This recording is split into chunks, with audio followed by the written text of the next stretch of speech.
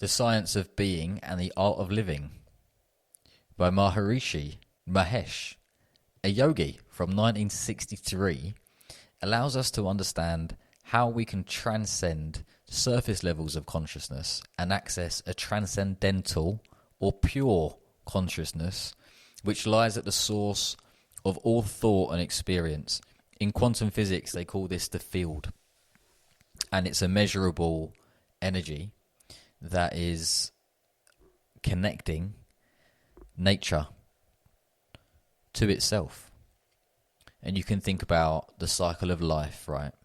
The fact that the sun bounces off the oceans, creates clouds, those clouds create rain, the rain hits the land, gives us fruit and veggies, keeps the animals fed, then gets soaked up by the sun, etc., etc. So this interconnected energy is there for sure, and all Maharishi Mahesh is teaching us through his yogic principles is that you can connect with that. And you can connect with that through transcendental meditation. There's a practice, it's a series of steps. You can therefore be guided to sensing something beyond just yourself, and you can really experience the interconnectedness of the world that is possible. And yeah, he talks about how you can do that. He talks about how you can transcend different levels of consciousness, and sort of like there's this sort of deep, there's a deep, constant sense of consciousness that's always there for you to connect with, and that by doing so, you restore balance and harmony to yourself. You reduce stress, you release tension, you let go of any accumulated fatigue. You promote deep relaxation and rejuvenation, which therefore gives you a real holistic sense of well-being. And, you know, he describes in the book how that then leads to emotional stability, mental clarity, and a physical vitality, just by being able to experience this sort of dynamic equilibrium, which enables resiliency in the face of life's many challenges. He also talks about how transcendental meditation can give you a creative intelligence. Transcendental meditation gets you in contact with pure consciousness, and that in itself, that moment, is what creates greater insight, greater intuition, and all of a sudden innovation emerges. The way that I've personally experienced this is that I've dropped off a load of baggage through transcendental meditation.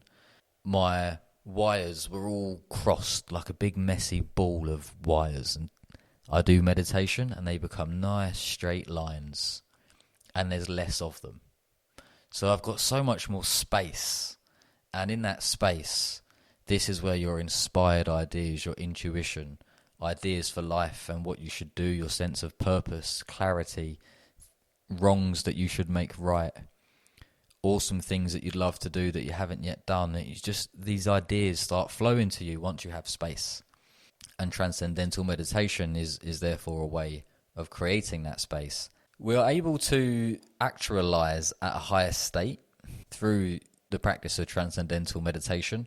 And this is because, as Maharishi explains, this is because of a cosmic consciousness and a unity within that consciousness, which is characterized by an expanded perception, having profound wisdom, and knowing no boundary to your love. He describes how being in connection with higher states of consciousness can bring about such profound personal transformation in the way that you experience the world, both as on your level and on a collective level, because how you are will impact the people around you. So if you're in greater harmony, if you're in more peace, if you're able to find fulfillment in the world, if you can be inspired by the source of consciousness, what an impact that will have on other people.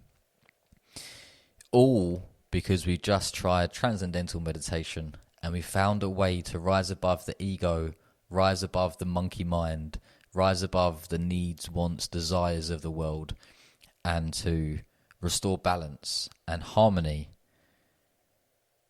in the way that we experience this thing of being human.